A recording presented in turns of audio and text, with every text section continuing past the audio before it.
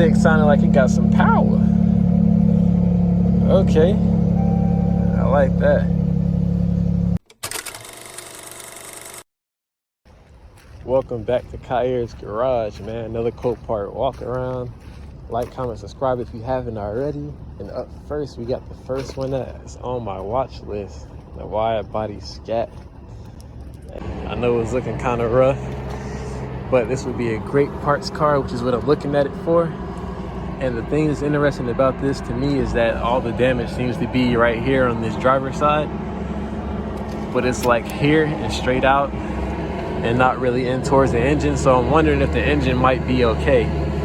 There's a chance that it might not be, but just from the looks of the hit, it's all this way, so it might not be that bad. So this wouldn't be bad if I wanted to go ahead and do a swap, which is what I actually plan on doing with this. See, we got the big tires on there, 305s with the 20/11 wheels. We'll have 3 good wheels, 3 good tires. Just have to find one replacement, which it wouldn't be that hard, you know. We have the whole kit. We could actually take out this quarter panel and splice it into another car to have an OEM fit for the wide body. I'm also gonna go ahead and just drop a picture in here for you guys so you can see what it looks like without all this blue on it and get a real idea of what it's like. But without further ado, let's go ahead and jump inside of here, take a look. As you can see, it has a leather dash. Even though the dash isn't any good, we still have the door panels with the stitching and leather on it, which is from the upgraded package.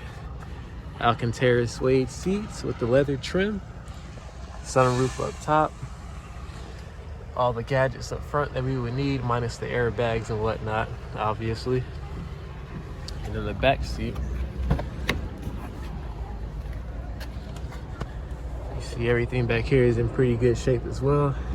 I don't know how good that's showing up on the camera, but those are actually footprints from something like a raccoon or some type of little critter. So we would not be getting all the way in here.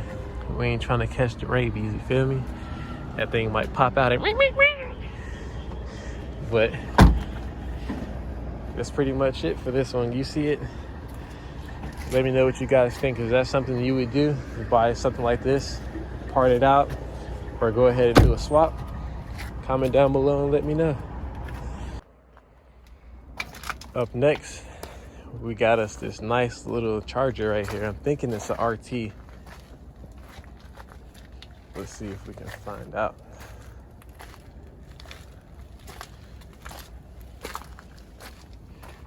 And nope, it's actually a GT. So this would be the V6 model. Not really seeing any indication of the miles. There we are, 27,000 on the miles. We don't have a sunroof, but overall this interior is looking really good. Let's go ahead and see what's going in the back. Good condition as well. So, see Avis, which is a rental company out here, which means that this was a rental car.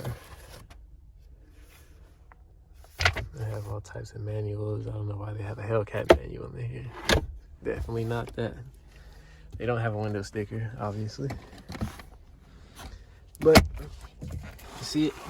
Pretty clean car.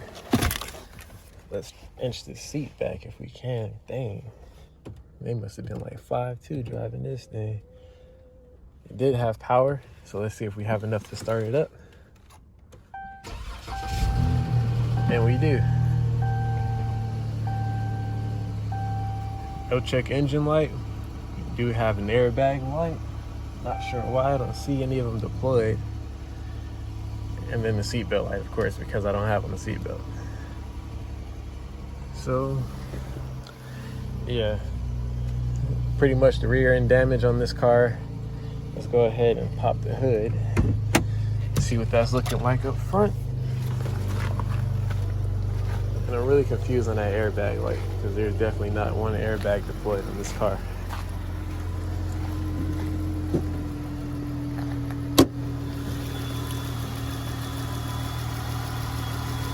Alright, so coolant levels are good, which means the radiator is fine. There is a little bit of smoke coming from back there. Might be from the water that just dripped down in there. Yeah, because it stopped, so I'm guessing that was just water. Everything seems to be in order. Let's go ahead and see if we can get this thing revving.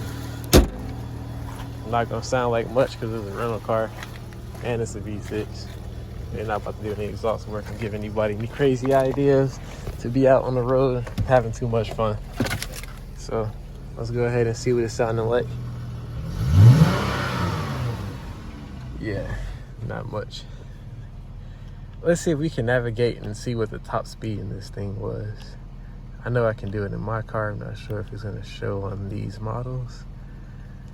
Performance, there we go, let's see.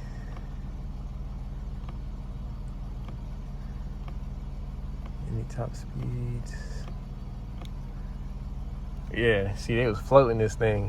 122 miles an hour. Yeah, of course. That's how they ended up crashing. See, it don't matter if you in a V8 or a V6, Hellcat or an SE, SXT. They gonna try to slide these things and go crazy. So, yeah.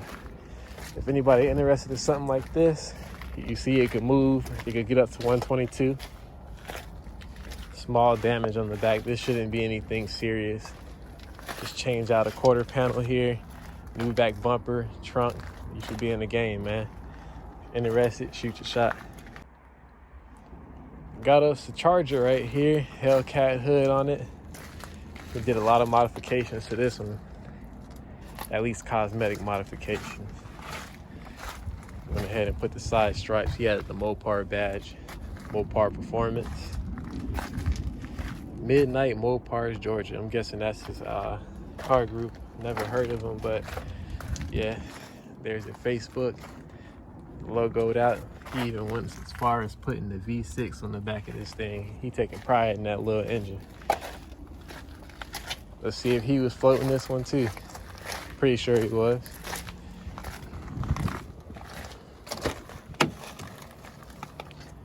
All right, we do have power, so we should be able to check out how fast he was going. Airbags deployed on the passenger side as far as the curtain airbag and seat. Let's check out the back. Fairly clean. As expected from somebody who would do this much to their car. We'll hope that they would take care of it as far as keeping it clean. No window sticker. Nope. All right, let's go ahead and see if we can crank her up. But yeah, first look at all these accents. Yeah, he was proud of this thing. Ain't nothing wrong with that.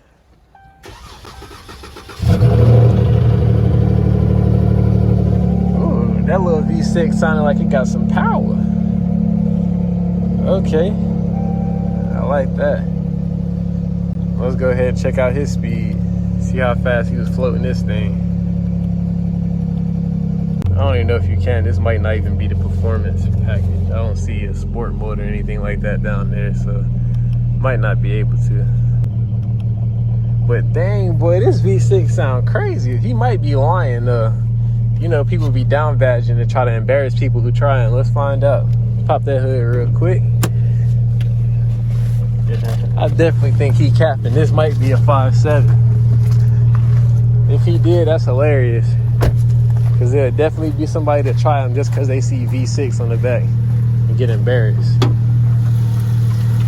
No, this is actually a true V6. Why it sounds so good? That's crazy. You see he went as far as to customize the lid to his washer reservoir and the fuse box. And he has the aftermarket air intake on there. We still have good coolant levels. Bro, this is wild. Why does V6 low-key got a little V8, little gurgle to it? Tell me I'm tripping. Because I swear this sound like a V8. I wonder what kind of exhaust work you did to it. So let's go ahead and figure out what this thing's sounding like.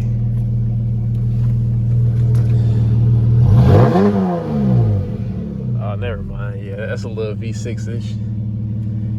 But just that idle sounds really good. I like that.